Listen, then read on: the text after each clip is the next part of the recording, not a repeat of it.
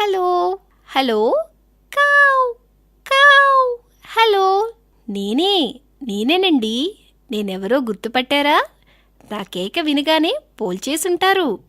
అయితే సరే, కానీ నా రూపం తెలిసినంతగా నా మనోభావాలు, ఇబ్బందులు మీలో ఎందరికో తెలియకపోవచ్చు. తెలిసి ఉంటే మా గుంపును మీరెందుకు చేదరించుకుంటారు? అందుకే ఇలా మనసు విప్పి నాలోని ఉండే కొన్ని మాటలు చెప్దాం అనుకుంటున్నాను. మరి మీరందరూ మంచి స్నేహితులు కదా, నా మాటలు మీరు వింటారు కదా. చెప్పాలంటే మాకు ఎన్నో కష్టాలున్నాయి. మా కోరికలేమో చాలా తక్కువ.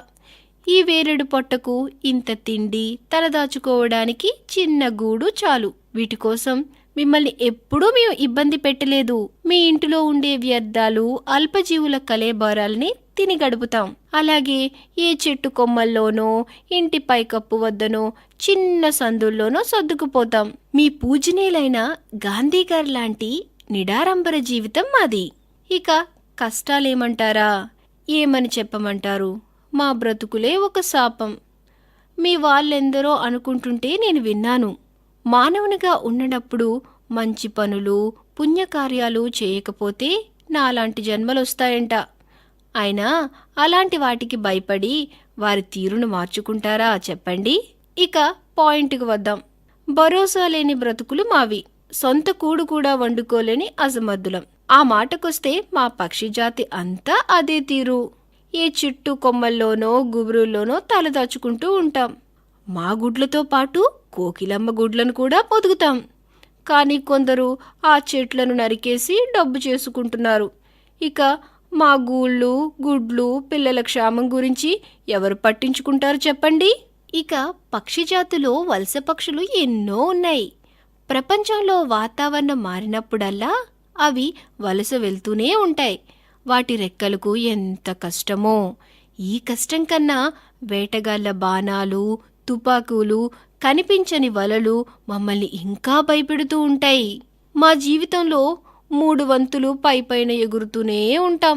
ఎక్కడంటే అక్కడే వాలిపోతూ ఉంటాం. అక్కడ వాలి సేద తీర్చుకుంటూ ఉంటాం. ఇక ఇవో కరెంటు తీగలంట.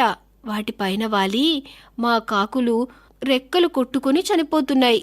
మానవలోకం నేరుగా పక్షులను వేటాడి తినటం ఒక పద్ధతి అయితే, కరెంటు తీగల వల్ల మరో విధంగా మా చావుకు కారణమవుతున్నారు. మా వలస పక్షులు చెప్పుకుంటే నేను విన్నాను. అసలు విదేశాల్లో ఇలాంటి బాధలే ఉండవంట. అక్కడ ఇలాంటివన్నీ భూమిలోని గొట్టాల్లో వేస్తారంట. అక్కడి సంస్కృతి, అక్కడి విజ్ఞానం, అది మనం కూడా అవలంబిస్తే ఎన్నో జీవాలను కాపాడవచ్చు కదా. ఒకసారి మా తాత చెప్తుంటే నేను విన్నాను. వారి చిన్నతనంలో ప్రతి ఇంటి వద్ద బావులు, నీళ్ల తొట్టులు ఉండేవంట. అవే వాళ్ళ దాహం తీర్చేవంట. ఇక ఇప్పుడైతే నీళ్ల పైపులు, మోటారు పంపులు, బోర్లు వచ్చాక మా దాహం తీరటమే లేదు. చెరువులు, కాలువ గట్లలో అయితే పెద్ద పెద్ద బిల్డింగ్లు వచ్చేసాయి. నదుల్లో పారే కలుషితమైన నీరే మేం తాగాల్సి వస్తుంది. మా పక్షులు త్వరగా జీవితం కోల్పోవడానికి కారణం కూడా ఇదే. ఈ నీటి కష్టాలు ఎలా తీరేనో, ఎప్పటికి తీరేనో.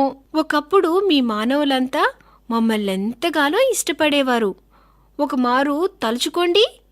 కాకి ఒకటి నీళ్లకు కావు కావు మనెను అంటూ చిన్నపిల్లలు పాటలు పాడేవారు.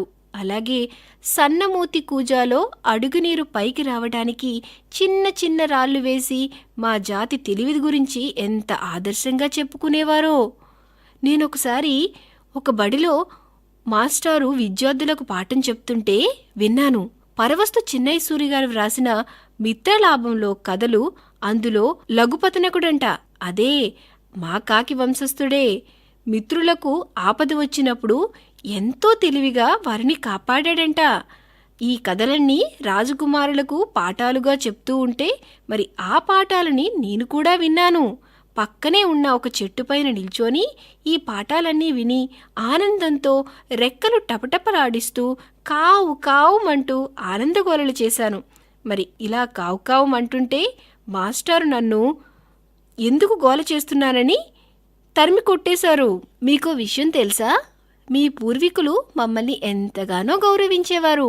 మీ పెద్దవారి కర్మకాండల విషయంలో మాకు ముందుగా భోజనం పెట్టి కా కా కాకమ్మ రా రా అంటూ మమ్మల్ని పిలిచి పిలిచి మేం తిన్నాకే మీరందరికీ వడ్డించేవారు. ఇప్పటికీ కొంతమంది మహానుభావులున్నారు.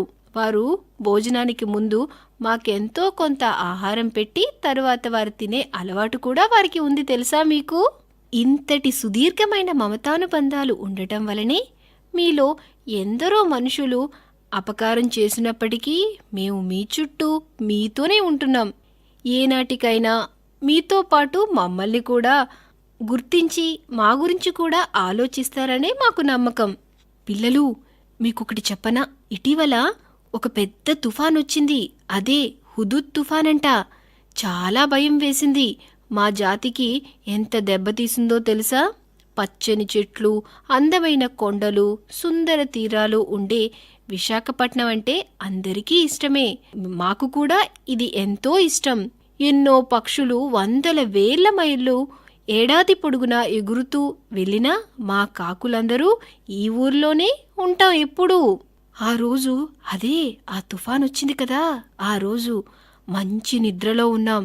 విపరీతమైన గాలులు, వర్షానికి నీడనిచ్చే చెట్లు నిలవలేక పూనకం వచ్చినట్టు ఊగిపోయాయి. ప్రాణాలు గుప్పెట్లో పెట్టుకుని ఏవేవో సందుల్లోకి దూరిపోయి మమ్మల్ని మేమే కాపాడుకున్నాం. మధ్యాహ్నానికి కాస్త తగ్గింది. ఎండ కూడా వచ్చింది. ఆకలి దప్పికలు తీర్చుకోవాలని, వేరే మజిలీ వెతుక్కోవాలని గాల్లోకి ఎగరసాగాను. ఎటు చూసినా విరిగిన చెట్లే. అన్ని వీధుల్లోనూ, కొండల్లోనూ, అడవుల్లోనూ ఎక్కడ చూసినా విరిగిన చెట్లే.